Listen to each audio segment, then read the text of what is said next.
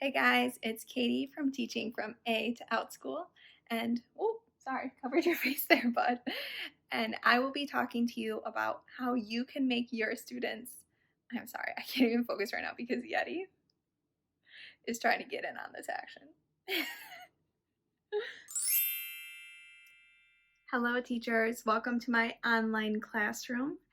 Let's try this again. So today I want to talk about how we can make your virtual classroom more interactive and engaging for your learners.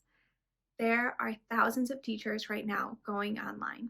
So whether you are an online teacher with companies such as VIP Kid or Outschool, or whether your brick and mortar position has changed to being an online teacher, this video is for you. So scaffolding is a technique that will help your students acquire the skills and language that they need to be successful. With that being said, scaffolding is not just for language teachers. Every single teacher can use scaffolding. Because there are so many different ways to scaffold your instruction to make it comprehensible to your students, I will be focusing on the questions you can ask your students to scaffold their learning and their language output. So if you have taught online before, or if you are brand new to teaching online, this video will help you ask questions that your students will feel comfortable answering. Especially at the beginning of the school year, most students, when they walk into our doors, they're already kind of nervous, right? I know I get the first day jitters, and I'm a teacher, so I can't imagine how our students are feeling on the first day. With that being said, the first day being virtual. So these questions are going to help your students feel comfortable. Your students will be able to build rapport with you, and you will be able to create a classroom community online that is conducive for discussions. So there are 5 stages to questioning, and they differ based on students' skills. So you really want to know your students. You want to know their comfort level. You want to know where they're at with their speaking abilities so that you know which kind of questions to use. Personally, at the beginning of the school year, sometimes I go to level 1 questioning and level 2 questioning, just so that they feel confident and secure in their answers. So what are these 5 levels? Well, the 5 levels begin from non-vocal, so where the students are not quite producing language yet, to being near native speaker. And you want to choose the level based on your students' abilities. So today I'm going to be talking about the 3, I feel kind of fancy doing this, 3 main, the 3 first levels. And these levels are going to help you to bridge students' knowledge from what they know right now into the more complex content areas and complex language skills that you want them to acquire. So the first level has to do with non-vocally showing what you know. So students at this level are able to show you exactly what they know. The second level, students answer yes/no questions and either/or questions. And the third level is when students begin speaking in simple sentences. So at each level, I'm going to show you how students enter at that level and how you can help them move on to the next level. Scaffolding supplements these questions because when student skill levels are lower, you need to provide them more supports. As their skills improve, these supports are reduced.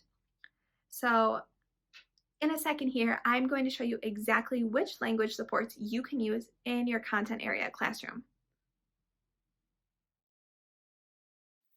Hello teachers, welcome to my virtual classroom on Zoom.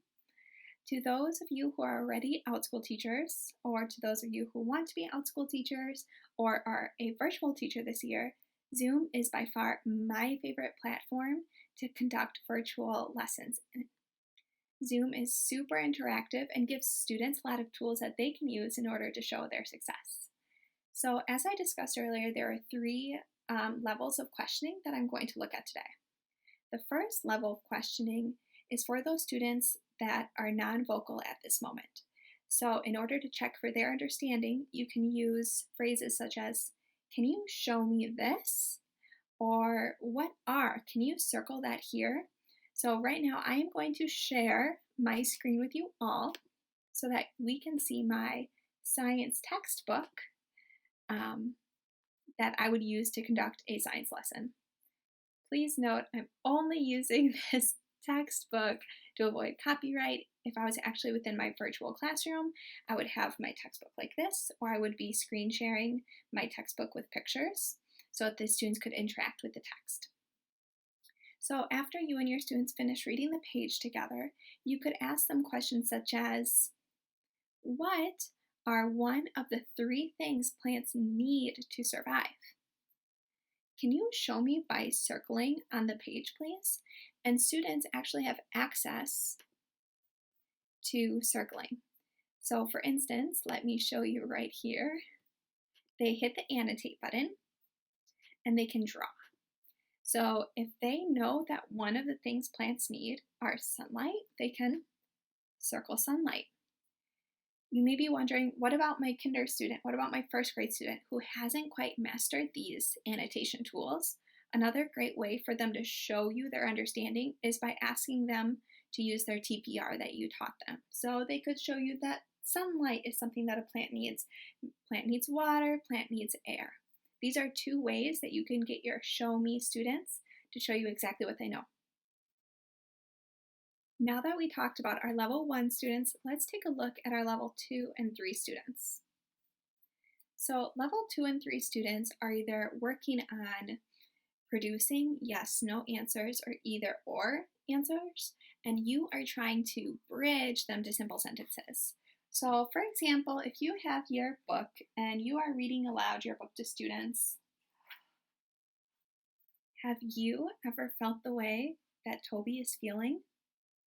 Can you raise your hand or show me a yes or no symbol to show me if you felt the same way that Toby has felt? This question prompts students to think about how Toby is feeling. They can raise their hand to show if they felt that way, or they can show you a thumbs up or a thumbs down. One of the awesome things about Zoom is that Zoom actually has a feature where students can put a little hand up in their chat box. Now, we shouldn't end there. Yes, it's great when students are able to show, yes, I felt that way, no, I haven't felt that way. We want to bridge their language, we want to bridge their understanding. So in the regular classroom, typically teachers will do a think, pair, share, where they will ask students to turn to their partner and talk about what they've experienced. However, when we're online, we don't have that in the classroom. But what we do have is we have the chat box. And the chat box, I will just show you right here. The chat box is a great tool that you can use. Here where it says everyone, typically when you have more people than just me in my classroom right now, the students can select who they want to message. So they can either message everyone or they can message a specific person. I recommend assigning students with partnerships before this and having them know their partnerships. This way, a student can use a sentence frame or a sentence stem in order to explain how they have felt in the past, and they're only sharing it to one person. This really lessens the anxiety involved with sharing their ideas when they might not feel comfortable with their ideas or about their language skills. Now, you may have mentioned that I just mentioned sentence frames and sentence stems. What I also need to mention are word banks. These 3 tools are going to be your language support best friends. In all of my lessons, I try to do almost all my lessons this way, I incorporate these 3 things to ensure that my students can not only access language, but they can show me what they know. So follow me and I will dive in to what these language supports mean and how you can use them with your level 2 and 3 students. In order to support your students as they answer the range of questions that you provide them, it's important to provide language supports. So regardless of the content area that you teach in, all students need to acquire academic language. When you have students who are around the level 2, you want to stick with sentence frames. Sentence frames are going to help extend the student's yes, no, either or answers into simple sentences. However, when you are using these sentence frames, it's also very beneficial to provide a word bank for the students.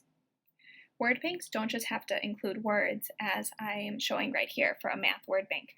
They can also include visuals to them to really help support the students connect the ideas and the knowledge that they have to the language that they need to show their learning.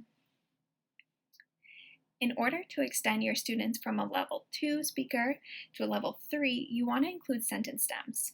Sentence stems are going to help students really explain their thinking. So this will help them discuss with the teacher or with their partners their thoughts regarding whatever content area you're talking in. So as you can see from the sentence frames and the sentence stems, I have included a variety to show the different content areas. There are sentences for math, science, social studies, literacy. So like I mentioned earlier when I was doing the read aloud to my students, I wouldn't just ask them for their opinion and leave them with that. I would provide a sentence frame or a sentence stem to help support their thinking so that they could explain their reasoning. This is not only going to develop their academic language, but it's going to develop their ability to use and apply the content that you are teaching them. Well, teachers, I hope you found those 3 language supports helpful in designing your lessons that include different types of questions. This is really going to help you cultivate a classroom community that discusses with each other. One thing that I think is really important to note, however, is that teachers cannot do it all. Though I would love to have every single lesson have language supports, I'm only one person. I can't do it. Yes, I build my supports over time, but sometimes it just doesn't happen. That doesn't mean it can't still be in your lesson. If you didn't have the chance to put your language supports within your lesson, use impromptu questioning. Ask students on the spot and then give them a sentence frame quick in the chat box or orally to them as well.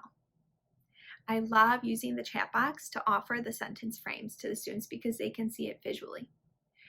If I don't have time for that, I also like to do it orally.